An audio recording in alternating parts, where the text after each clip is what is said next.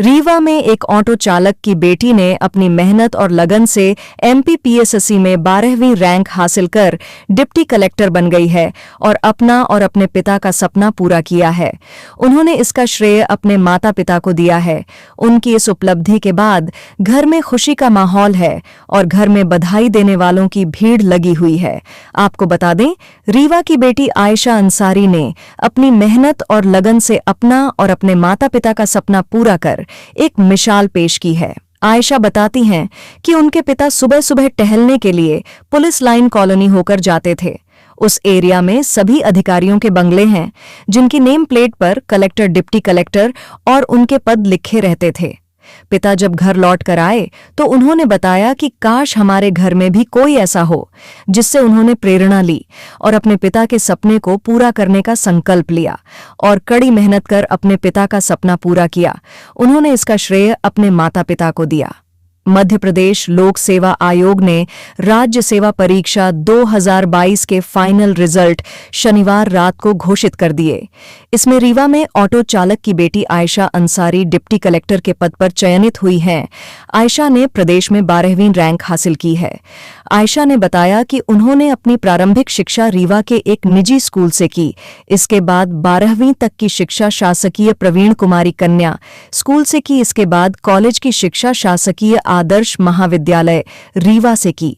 उनके पिता पेशे से एक ऑटो ड्राइवर हैं, जिन्होंने अपनी मेहनत से बेटी को पढ़ाया लिखाया और इस मुकाम तक पहुंचाया और अपना और अपनी बेटी का सपना पूरा किया।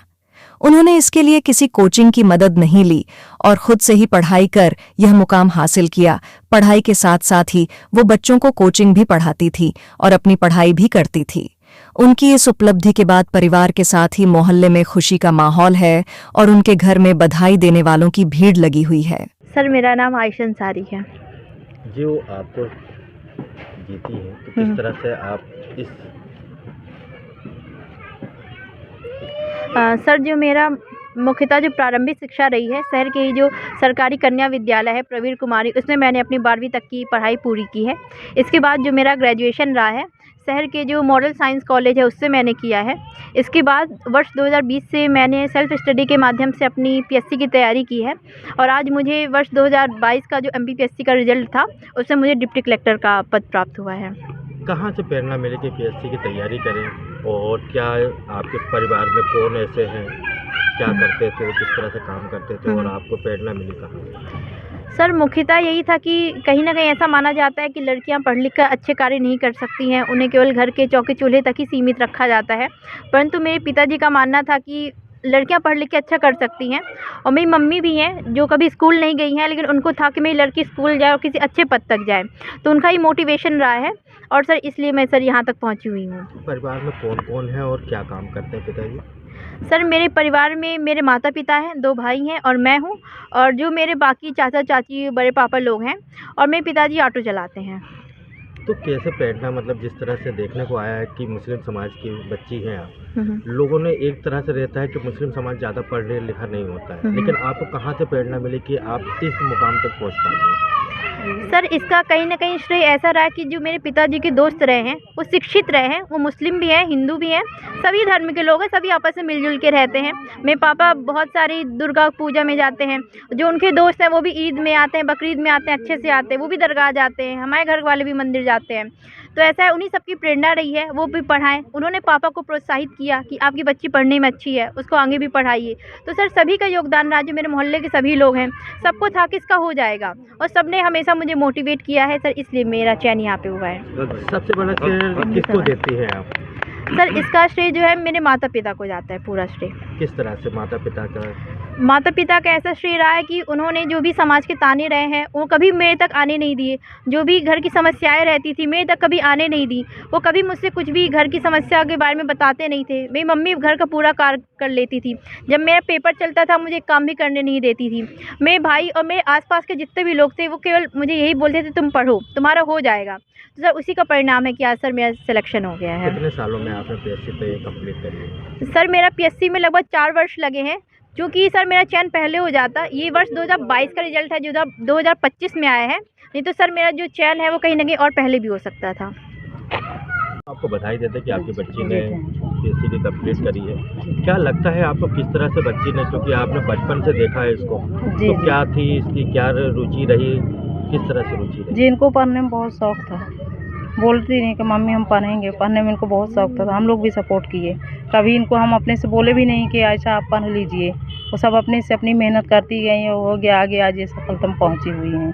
कभी उस तरह की जी। जिद करी कि नहीं मैं स्कूटी से या किस तरह जी से? जी, ऐसा कोई नहीं, कभी जिद नहीं करी। कोचिंग जाती रही, साइकिल से जाती रही हैं। 12वीं में कोचिंग करी थी, साइकिल से जाती रही। कभी कोई चीज़ की उनकी जिद नहीं थी कि हमको ये चाहिए, हम इस चीज़ से जाएंगी। कुछ ऐसी चीज़ बच्ची के बारे में बताएं जो आज की हम उम्र बच्चों के लिए फ़ायदेमंद हो। जी, हो गया फ़ायदेमंद यही है कि आप पढ़ें, अच्छा पढ़ाई करें, माँ बाप सब सपोर्ट करें, वो भी ऐसे आगे निकलेंगी, इस मुकाम पर पहुँचेंगे।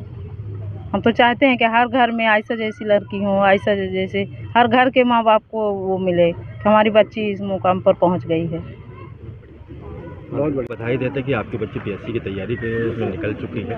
आप किससे मानते हैं कि बच्ची ने पढ़ाई करी और क्या मेहनत रही इनकी? उसकी मेहनत बहुत रही है। हम तो पढ़ाना नहीं चाहते थे, मेरे दोस्त थे, उन्हें बोला पढ़ाई में अच्छी है, आप उसको पढ़ाइए। मैं ऑटो चला के उसको पढ़ाया, मजदूरी की, इसलिए आज यहाँ तक पहुँची। क्या मानते हैं कि बच्ची ने इतनी अच्छी की तो परिवार की तरफ से क्या प्रोत्साहन मिला और किस तरह से रहा आपका? जी, वो मेहनत करती तो बस हम लोग उत्साह करते, तुम पढ़ाई करो, बाकी हम लोग जो होगा परेशानी देखेंगे। एक ऑटो चलाने वाली की बच्ची जी, आज जी। देश में नाम कर रही है। क्या मानते हैं कि किस तरह से और लोगों को आप प्रोत्साहित करें कि भाई नहीं, अगर बच्ची या बच्चा कोई पढ़ने वाला हो तो आप पढ़ाइए उसको, कहीं ना कहीं अच्छे मुकाम में ज़रूर पहुँचेगा। क्या नाम है आपका? अकरम अंसारी, पूर्व पार्षद, वार्ड क्रमांक 23 महिया। पार्षद की बच्ची आज हाँ। PSC कंप्लीट कर चुकी हाँ। है, कितना हर्ष का आपको लग रहा है? देखिए, ये हमारे पूरे रीवा ज़िले के लिए, रीवा के लिए और वार्ड क्रमांक 23 अमहिया के लिए इससे बड़ी खुशी की बात कोई हो ही नहीं सकती। हम ये चाहते हैं कि हमारे ज़िले की हर बच्ची, हर बच्चा आशा अंसारी जैसे मेहनत करे और कलेक्टर, डिप्टी कलेक्टर बने। यही मेरी ख्वाहिश है, यही सभी बच्चों को हमारी ये शुभकामनाएँ हैं।